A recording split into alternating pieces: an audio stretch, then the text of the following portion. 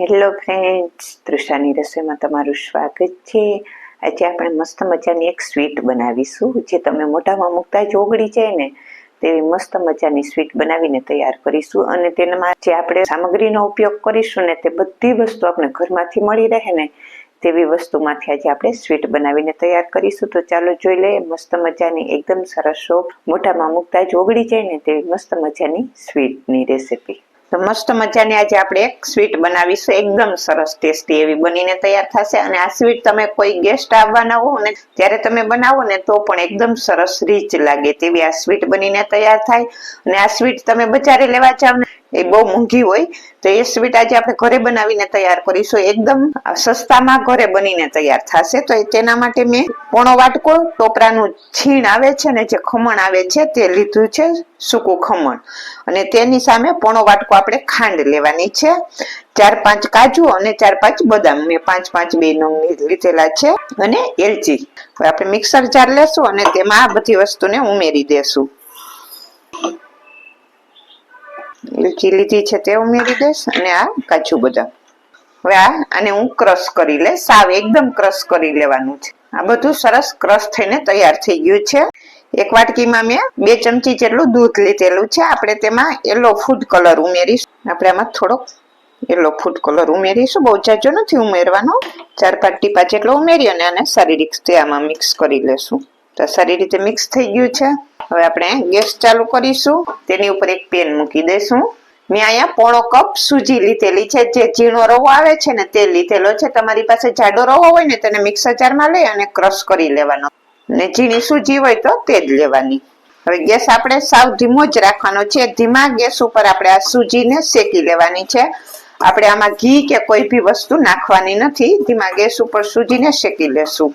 સરસ એનો થોડો કલર ચેન્જ થાય અને તેની સુગંધ આવે ને ત્યાં સુધી આપણે સૂજીને શેકીશું। અને જે આપણે આ મીઠાઈ બનાવીએ છીએ ને તેમાં માત્ર 1 જ ચમચી ઘીનો ઉપયોગ થશે। અને જ્યારે આપણે આ સૂજી શેકતા હોય ત્યારે ગેસ આપણે સાવ એટલે સાવ ધીમો જ રાખવાનો છે, સાવ ધીમા ગેસ ઉપર આપણે સૂજીને શેકવાની છે। ધીમા ગેસ ઉપર આપણે આને શેકીશું ને એટલે સૂજી સરસ શેકાઈ પણ જશે અને તેનો કલર પણ એકદમ એનો ચેન્જ નહીં થાય। ફાસ્ટ ગેસ ઉપર શેકશો ને તો સૂજી બળી જશે પરબારી, ને તે એકદમ લાલાશ પડતી થઈ જશે। એટલે આપણે આને સાવ ધીમા ગેસ ઉપર જ શેકવાની છે સૂજીને, કેમ કે આપણે આમાં ઘી કે કોઈ બી વસ્તુ નથી ઉમેરેલી, આપણે એમનેમ જ સૂજીને શેકીએ છીએ એટલે ધીમો ગેસ જ રાખવાનો। હવે આ સૂજી શેકાઈ ગઈ છે, તમે જો તેનો કલર થોડોક ચેન્જ થઈ ગયો છે, અને મેં એને શેકું છું તેની 10 મિનિટ થઈ ગઈ છે, મેં તેને સૂજીને 10 મિનિટ સુધી શેકેલી છે। હવે તેનો કલર થોડો ચેન્જ થઈ ગયો અને તેને સરસ સુગંધ પણ આવે છે।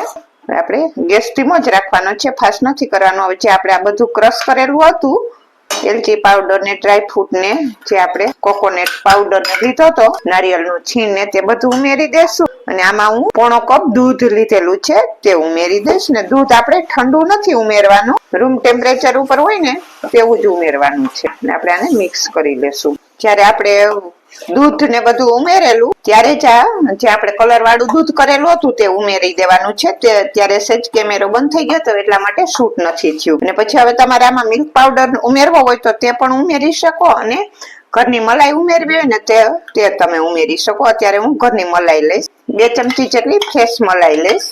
અને મલાઈ આપણે તાજી હોય ને તેવી જ લેવાની છે, વાસી મલાઈનો ઉપયોગ નથી કરવાનો। હવે આપણે આને સારી રીતે આમાં મિક્સ કરી લેશું, અને ગેસ આપણે સ્લો જ રાખવાનો છે, ફાસ્ટ નથી કરવાનો, સ્લો ગેસ ઉપર। હવે આપણે આને ઘટ થાય ને ત્યાં સુધી સતત હલાવતા રહેશું।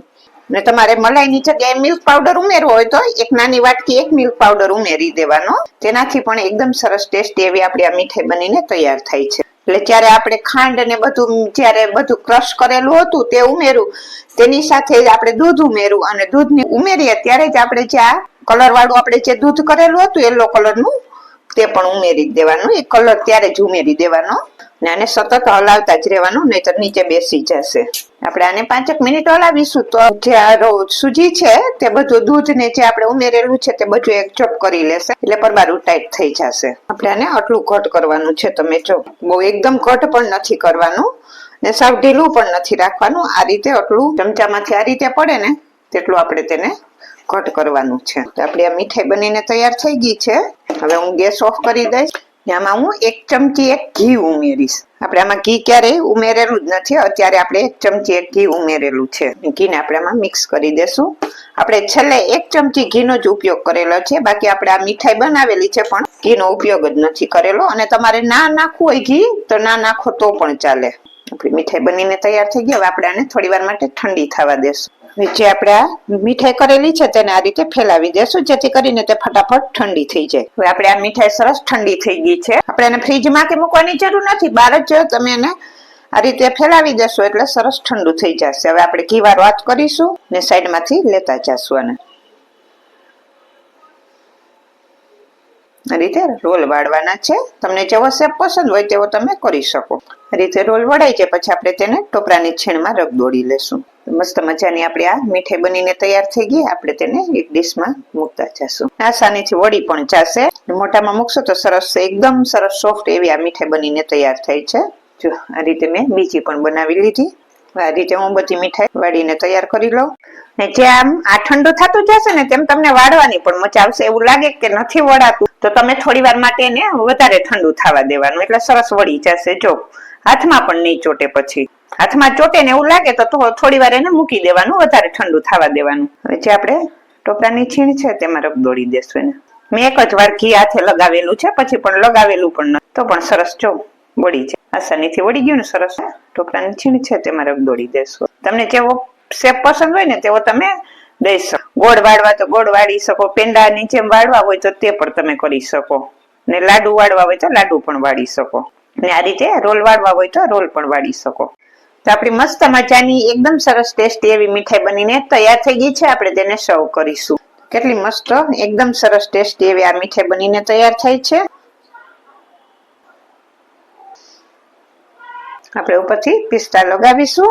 પિસ્તાની કતરાણ પણ લગાવી શકો. હું આ રીતે સેજ પ્રેસ કરી દઈશ જેથી કરીને પિસ્તા એમાં સરસ ચીપકી જાય. તો તૈયાર થઈ ગઈ છે એકદમ મસ્ત મજાની એકદમ સરસ ટેસ્ટી એવી આપણી આ મીઠાઈ બનીને તૈયાર થઈ ગઈ છે. તમે જો લુક વાઇઝ કેવી મસ્ત છે આ મીઠાઈ. આપણે જ્યારે બહાર લેવા જઈએ ને ત્યારે આપણે કેટલી 700-800 ની કિલો મીઠાઈ પડે, પણ આપણે ઘરે બનાવીએ ને તો એકદમ સરસ આપણે ભાવમાં સાવ પોસાય ને તેવા ભાવમાં સાવ ઓછી મહેનતમાં ઘરે બનાવીને ખાઈ શકીએ તેવી મસ્ત મજાની એકદમ સરસ ટેસ્ટી એવી આપણી આ મીઠાઈ બનીને તૈયાર થઈ ગઈ છે. જો આજની આ રેસીપી તમને સારી લાગે તો એક લાઈક કરી દેજો, તમારા ફ્રેન્ડ સર્કલમાં શેર કરી દેજો અને ચેનલને સબસ્ક્રાઇબ કરી દેજો. બાજુમાં રહેલા બેલ આઇકોન બટનને દબાવી દેજો જેથી કરીને મારી નવી નવી રેસીપી તમને રોજ મળતી જ રહે. તો તૈયાર થઈ ગઈ છે મસ્ત મજાની એકદમ સરસ ટેસ્ટી એવી આપણી આ મીઠાઈ બનીને તૈયાર થઈ ગઈ છે. અને તમે જોઈ શકો છો કેટલી એકદમ સરસ સોફ્ટ બનીને તૈયાર થઈ છે. જો મોઢામાં મૂકતા જ ઓગળી જાય ને તેવી સરસ આપણી આ મીઠાઈ બનીને તૈયાર થઈ ગઈ છે. એકદમ સરસ. અને આપણે આને ફ્રીજમાં મૂકવાની જરૂર નથી, બહાર જ રાખી શકો તમે. આને બહાર પણ 8-10 દિવસ સુધી રાખીને ખાઈ શકો ને તો પણ ખરાબ નહીં થાય, પણ 8-10 દિવસ તો રહી જ નહીં શકે એટલી ટેસ્ટી બનીને તૈયાર થઈ છે કે તે પહેલા જ ફિનિશ થઈ જશે. તો તૈયાર થઈ ગઈ છે મસ્ત મજાની એકદમ સરસ ટેસ્ટી એવી આપણી આ મીઠાઈ બનીને તૈયાર થઈ ગઈ છે. અને આપણે જે વસ્તુ બધી ઉમેરેલી છે તે આપણે ઘરમાંથી મળી રહે તેવી જ વસ્તુમાંથી આજે આપણે આ મીઠાઈ બનાવીને તૈયાર કરેલી છે.